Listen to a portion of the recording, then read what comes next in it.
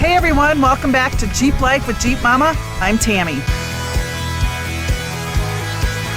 Today we're diving into that crucial topic every 4x4 owner needs to understand: when and how to use your four-wheel drive effectively. Today I'm going to share some hard-earned wisdom from years of off-roading and training that's going to help you tackle any terrain like a pro. Back there, Tammy, everybody clearing up on the trail? 10-4. Have you ever noticed fellow off-roaders constantly switching between two-wheel drive, four high, and four low on the trails? I sure have, and it's not doing their vehicles any good. This frequent switching can lead to some serious issues: unnecessary drivetrain strain, increased wear and tear, potential loss of control and traction, higher risk of getting stuck. Kyle with Off-Road Consulting and an I4 Drive Training Association certified expert shared this at a training I attended. They want to drive around in four high or two-wheel drive and then put it in four low when they get to the obstacle. You're not helping your vehicle whatsoever, especially the automatics, well actually even the manuals, because as you're driving over everything in four high or two-wheel drive, you're going to get to the trail a minute faster than somebody in four low. It's not that much time. But what you're not understanding is every time you hit a rock and you have to give it a little bit more gas, you're putting extra stress on the clutch, on the transmission.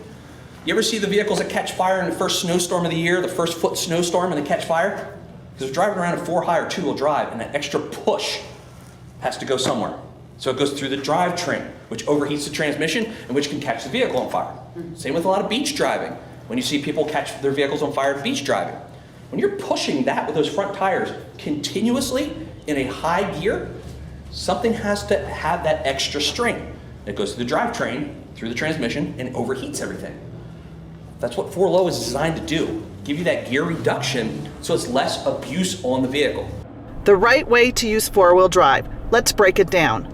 Two-wheel drive. You use this on paved roads and smooth, dry surfaces. It's your go-to for everyday driving and helps conserve fuel. Four high. This is your friend for most off-road situations.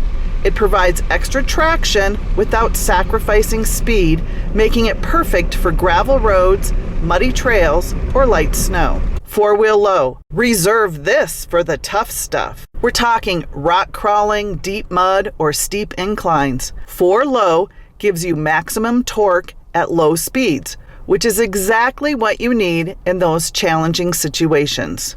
Now, here's the golden rule that will save you a lot of headaches. Once you're in four low, stay in four low. It's perfectly fine and often advisable to keep it engaged between obstacles on the trail. This approach preserves your drivetrain, reduces the risk of overheating, and maintains steady momentum. Let me share a quick story with you. We were on the trail and there was a lot of space in between obstacles, and the group I was with kept switching back and forth from four high to four low to four high to four low. These trails were filled with little tree stumps in between the obstacles, and one of the Jeepers between the obstacles as we were switching between four high and four low hit one of those tree stumps and tore up his axle. That didn't just slow him down, that made for very expensive Jeep repairs. Typically, if you are on trails that don't have miles between the obstacles, it's a good idea to engage four low at the beginning and maintain that throughout. This will give you better control and less strain on your vehicle. Remember, your 4x4 is a capable machine, but it needs to be used correctly to perform at its best. By understanding when to use each drive mode and avoiding unnecessary switching, you'll have a smoother, safer, and more enjoyable off-road experience. If you found this video helpful, give it a thumbs up and don't forget to subscribe for more helpful off-road tips and adventures. Drop your questions and experiences in the comments below. I love to hear from you. Until then, happy trails and keep those wheels turning.